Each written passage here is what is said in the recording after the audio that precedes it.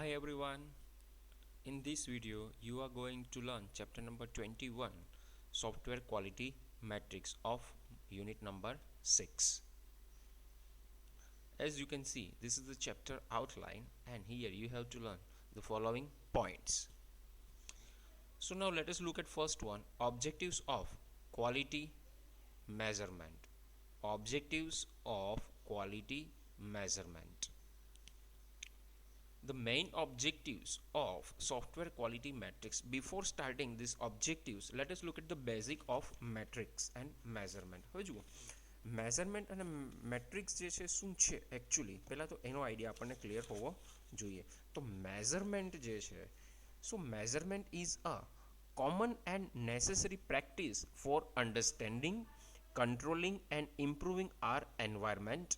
And measurement is the process by which numbers or symbols are assigned to attributes of entities in real world to describe them according to well defined.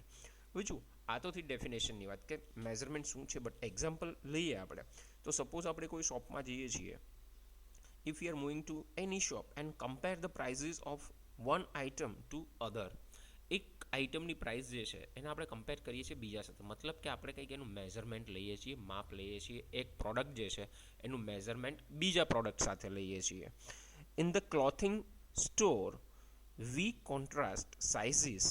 Clothing size may be small, medium or large. In journey we compare distance travelled to distance remaining. આ બધા જે છે શું છે તો કે measurement છે, metric છે. Then measurement is a direct quantification. For example, measuring the height of a person. હવે કોઈ એક પર્સનની આપણે હાઇટ મેઝર કરીએ તો એ પણ આપણે શું લઈએ છીએ, મેઝર કરીએ છીએ, એનું મેટ્રિક લઈએ છીએ. તો આ બધા જે છે એ આપણે કહી શકાય કે મેઝરમેન્ટ અથવા તો મેટ્રિક છે. પછી સેકન્ડ એક્ઝામ્પલ લઈએ, કોઈ બે પર્સન હોય અને આપણે એને કમ્પેર કરતા હોઈએ તો કઈ રીતે કમ્પેર કરી શકીએ, like x is taller than y એવું પણ કહી શકીએ. સપોઝ બે પર્સન છે, એનું નામ આપણે એઝ્યુમ કરીએ એક્સ અને વાય છે. So we can say that according to their height, x is taller than y, or we can say that y is taller than x. So this is the comparison, or you can say a metric or measurement. So metric is nothing but it is a quantitative indication of the extent, amount, dimension, capacity or size of some attribute of a product or process. આપણે કહી શકીએ કોઈ પણ product અથવા તો process આપણા સોફ્ટવેરની વાત કરીએ તો એની સાઇઝ શું છે, એની કેપેસિટીના ડાયમેન્શન, એનું અમાઉન્ટ, એનું એક્સટેન્ટ શું હોઈ શકે. તો એ બધા જે છે એ એટ્રીબ્યુટ્સ, એટ્રીબ્યુટ રિલેટેડ આપણે જે કંઈ પણ ઇન્ડિકેશન આપીએ છીએ એ ઇન્ડિકેશન ક્વોન્ટિટેટિવ હોવા જોઈએ, તો એને આપણે જનરલી કહીએ છીએ સોફ્ટવેર મેટ્રિક. તો મેઝરમેન્ટ શું છે આપણા સોફ્ટવેરની લેંગ્વેજમાં કહીએ so it is the act of determining a measure. Determine measure કેવું છે અને ડિટરમાઇન કરવાની જે ટેકનિક છે, એક્ટ છે, એને આપણે કહીએ છીએ measurement. So now let start with the objectives of software quality metrics. First of all, to facilitate management control as well as planning and execution of appropriate managerial interventions. Achievement of this objective is based on calculation of metrics regarding હવે આ જે objective છે management control as well as planning and execution of the appropriate managerial intervention એ આપણે કઈ રીતે achieve કરી શકીએ તો બે વેથી એને આપણે અચીવ કરી શકીએ. તો સૌથી પહેલું છે first one, deviations of actual functional means quality performance from the planned performance. હવે આપણે કંઈક પ્લાન કરેલું છે સોફ્ટવેરનું કે ભાઈ આ રીતે એ પરફોર્મ થવું જોઈએ, એ આ રીતે ઓપરેટ થવું જોઈએ, રાઈટ. તો એ આપણું જે છે એ ડિઝાયર્ડ છે, પ્લાન કરેલું છે, બટ એકચ્યુઅલમાં બની ગયા પછી એ કઈ રીતે પરફોર્મન્સ આપે છે, એની ક્વોલિટી કેવી છે, એ બંને વચ્ચે જે ડિફરન્સ મળે છે અને એને આપણે મેઝર કરીએ તો એને કહેવામાં આવે છે deviations of actual functional performance from planned performance. Second, deviations of actual timetable and budget performance from the planned performance. પ્લાનિંગમાં જે કંઈ આપણે ટાઈમ ટેબલ લખેલું હોય, બજેટ રિલેટેડ પરફોર્મન્સ આપેલું હોય તો એને જે છે કમ્પેર કરવાનું થાય એકચ્યુઅલ ટાઈમ ટેબલ અને બજેટ રિલેટેડ, રાઈટ. તો એનું ડેવિએશન શું મળે છે, એનું મેઝરમેન્ટ શું મળે છે, તો એના થ્રુ ફર્સ્ટ ઓબ્જેક્ટિવ આપણે અચીવ કરી શકીએ. Then second one, to identify situations that require or enable development or maintenance process improvement in the form of prevention and corrective actions introduced throughout the organizations. હવે CAPA corrective and preventive actions જે છે એ આપણે આગળના વિડીયોઝમાં ભણી ગયા છીએ. તો એવી સિચ્યુએશન્સ કે જેમાં રિક્વાયરમેન્ટ અથવા તો ઇનેબલ કરવું પડે આપણે ડેવલપમેન્ટ અથવા તો મેન્ટેનન્સ પ્રોસેસના ઇમ્પ્રુવમેન્ટને, તો એ કઈ રીતે આપણે અચીવ કરી શકીએ? તો accumulation of metrics information regarding the performance of teams, units etcetera.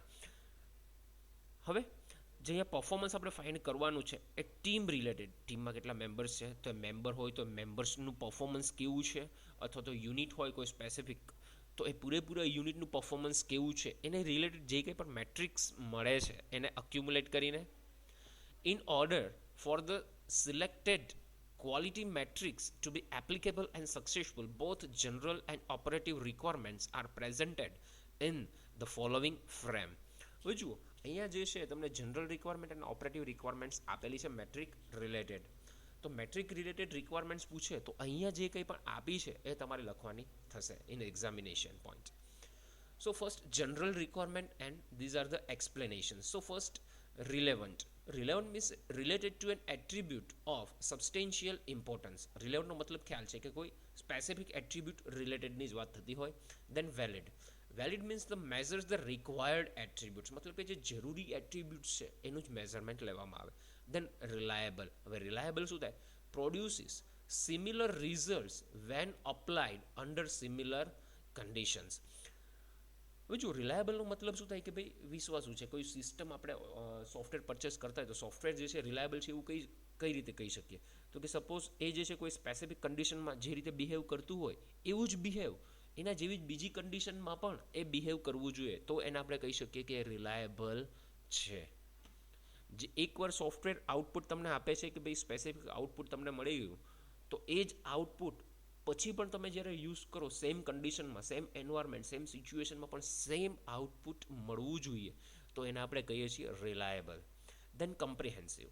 Applicable to a large variety of implementations and situations. Then mutually exclusive, does not measure attributes measured by other metrics.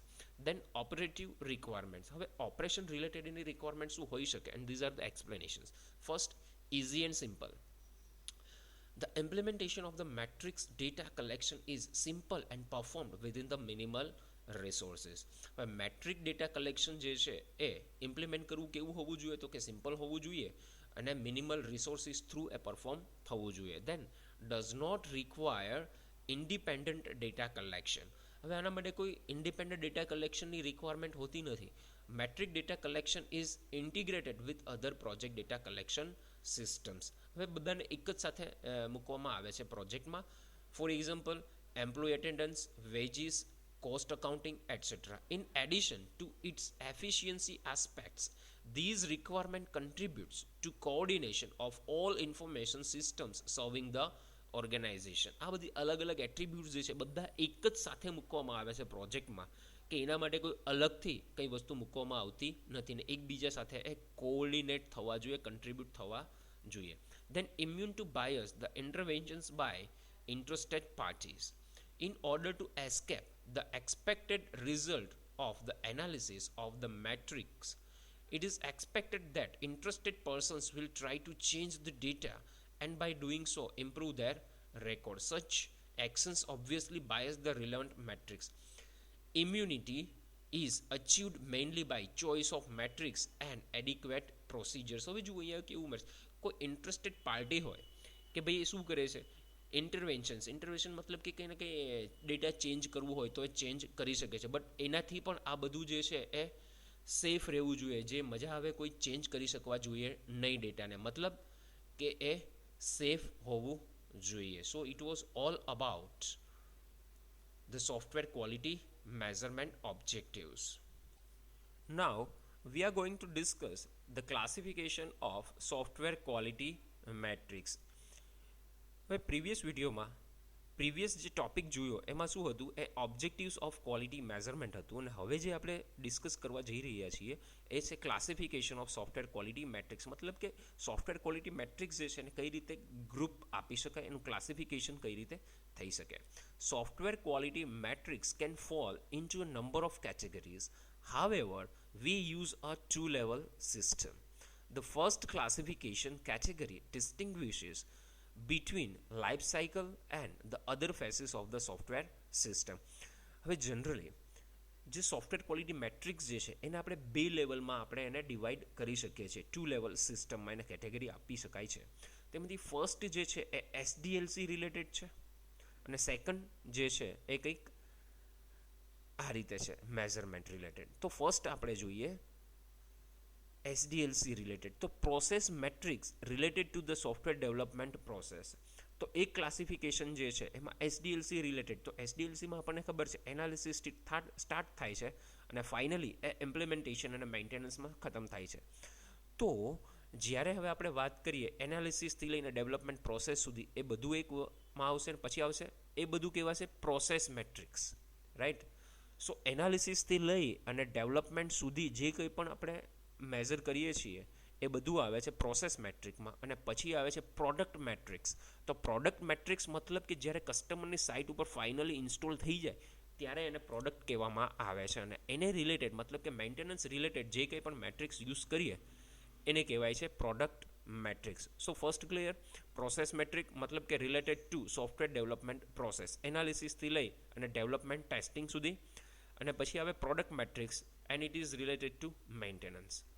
Then second classification category refers to the subjects of the measurements, that is quality, timetable, effectiveness and productivity.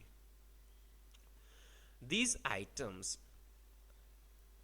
are હવે જે કંઈ પણ આપણે જોઈએ છીએ એને ઘણા બધા મેટ્રિક્સથી આપણે મેઝર કરી શકીએ છીએ. તો એવા ઘણા મેટ્રિક્સ એવા છે કે જેમાંથી ફર્સ્ટ આપણે જોઈએ કેલોક. એલઓસીનો મતલબ લાઇન ઓફ કંટ્રોલ થતું નથી અહીંયા, but it is line of code, numbers of. હવે જુઓ, કોઈ પણ પ્રોજેક્ટ બનાવીએ છીએ તો પ્રોજેક્ટમાં ઘણી બધી લાઇન્સો, મતલબ કે થાઉઝન્ડ્સ ઓફ લાઇન હોઈ શકે, થાઉઝન્ડ્સ ઓફ લાઇનનું કોડિંગ હોઈ શકે. તો કેએલઓસીનો મતલબ એવો થાય છે થાઉઝન્ડ્સ ઓફ કોડ લાઇન્સ. હવે 1000 જે છે જનરલી આપણે કેમાં લખીએ છીએ, કે આપણે લખીએ 1K 2K, મતલબ કે 1000 2000.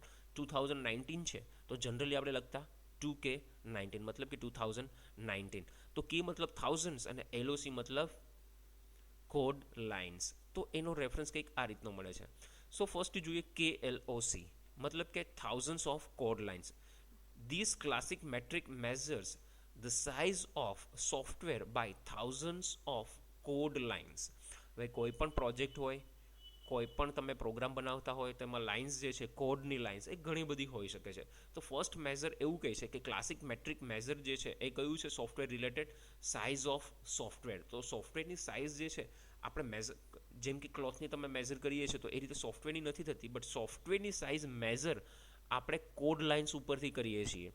સો આ યાદ રાખજો, KLOC. As the number of code lines required for programming a given task differs substantially with each programming tool, these measure is specific to the programming language or development tool used. હવે lines, code lines જે છે એ દરેક programming લેંગ્વેજમાં અલગ અલગ હોય છે, અને ડિપેન્ડ કરે છે કયું પ્રોગ્રામિંગ ટૂલ તમે યુઝ કરો છો અને કઈ પ્રોગ્રામિંગ લેંગ્વેજ યુઝ કરો છો. Applicable of metrics that include the KLOC is limited to software system developed using the same programming language or development tool. So first KLOC ભૂલવું જોઈએ નહીં.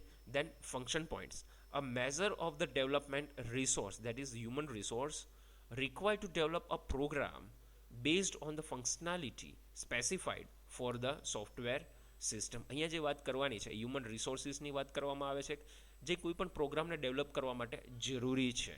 તો આ પણ એક મેઝર છે કે કોઈ પણ પ્રોજેક્ટ તમારે કમ્પ્લીટ કરવો હોય, પ્રોગ્રામ છે, પ્રોજેક્ટ છે, સોફ્ટવેર, તો એના માટે કેટલા હ્યુમન રિસોર્સની તમારે રિક્વાયરમેન્ટ છે, તો એ થશે ફંક્શન પોઈન્ટ્સ અને KLOC. So it was all about the classification of software quality matrix. તો બે રીતે આપણે ક્લાસિફાઈ કરી શકીએ, એક જે છે SDLC રિલેટેડ અને બીજું જે છે એ મેઝરમેન્ટ રિલેટેડ, રાઈટ.